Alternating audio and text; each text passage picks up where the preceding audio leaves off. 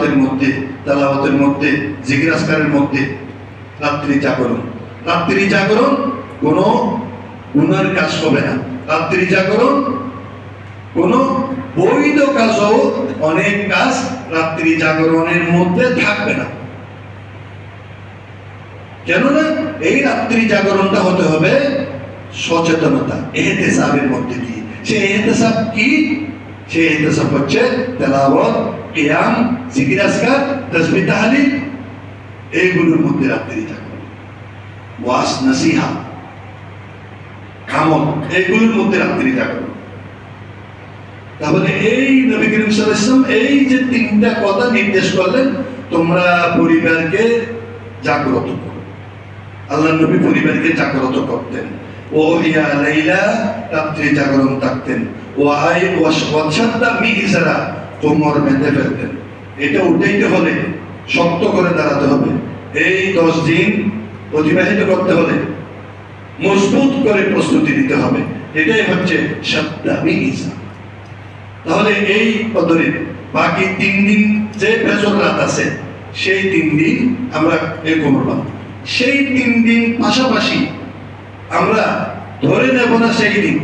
আরেক হাদিসে আছে, ক্বালা রাসূলুল্লাহ সাল্লাল্লাহু আলাইহি ওয়াসাল্লাম, আল্লাহ নবী বলেছেন শেষের 7 দিন,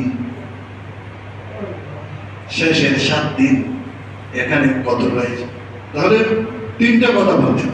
একটা হচ্ছে ফজর রাত, আরেকটা হচ্ছে শেষ 10 রাত, আরেকটা হচ্ছে শেষের 7 দিন। তাহলে এসে গেল।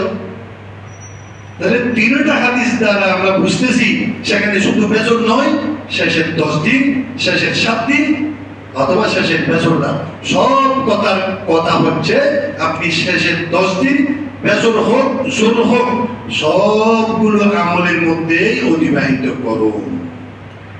এটাই হচ্ছে ওহিয়া লাইলা, রাত্রি জাগরণ। নবী করিম সাল্লাল্লাহু আলাইহি ওয়াসাল্লামের হাদিস থেকে আমরা এইটা। তাহলে ঈমান, ইহতিসাব, ঈমান মানে ঈমান, আর ইহতিসাব মানে চেতনা। তাহলে চেতনা নিয়ে, ঈমানের চেতনা নিয়ে এই 10 দিন অতিবাহিত করা।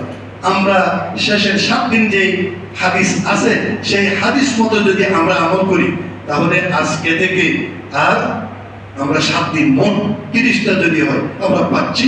তাহলে এই 7 দিন আমরা করব।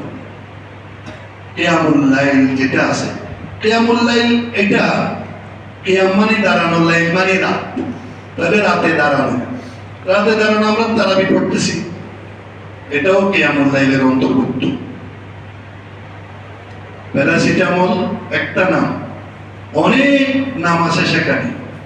প্যারাসিটামলের মধ্যে সেই গ্রুপের, প্যারাসিটামল গ্রুপের মধ্যে অনেক ওষুধের নাম আছে, বিভিন্ন কোম্পানি, এফডিসিনে একটা, স্কোয়ার একটা নাম, বিভিন্ন কোম্পানির নাম আছে। তদরূপ এই প্যাকেজ যেটা ইবাদতের, কিয়ামুল লাইল বলতে রাত্রি দাঁড়ানো। তাহলে আপনি তারাবি পড়তেছেন, এটাও কিয়ামুল লাইল। তাহাজ্জুদ পড়তেছেন, এটাও কিয়ামুল লাইল। কিয়ামুল লাইল পড়তেছেন, এটাও কিয়ামুল লাইল। জামাতে পড়তেছেন, সেটাও কিয়ামুল লাইল।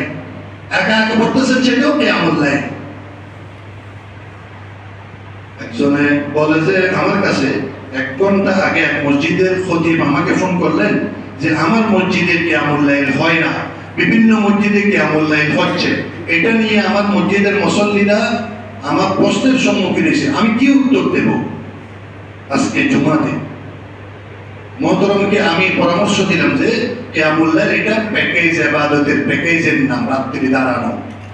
তারাবি থেকে শুরু করে, তাহাজ্জুদ থেকে শুরু করে, ঘরে পড়তেছে একা অথবা জামাতে, সবগুলো কিয়ামুল লাইল। সুতরাং এখানে রাকাত নির্দিষ্ট হবে না। তারাবি 20 রাকাত পড়েছে, কিয়ামুল লাইল আবার 8 রাকাত পড়লাম অথবা 12 রাকাত পড়লাম। এটা পরে ঘরে গেলাম, সেহরির টাইম হয় নাই এখনো পর্যন্ত, সময় আছে হাতে, ঘুমাইলে সেহরি হারাবো, ফজর হারাবো, আপনি আবারও শুরু করেন। সবগুলো কিয়ামুল লাইল প্যাকেজের মধ্যেই। এটা হচ্ছে রাত্রি দাঁড়ানো। আর এই দাঁড়ানোটা শুরু হয় এশারের পর থেকে সময়। এই জন্য হারামে শেষের 10 দিন তারাবি তো পড়বে, এশারের নামাজের কিছুক্ষণ পরে তারাবি শুরু হয়, সাথে সাথে শুরু হয় না, কারণ মানুষকে একটু বিরতি দেয়। তারপরে আবার একটা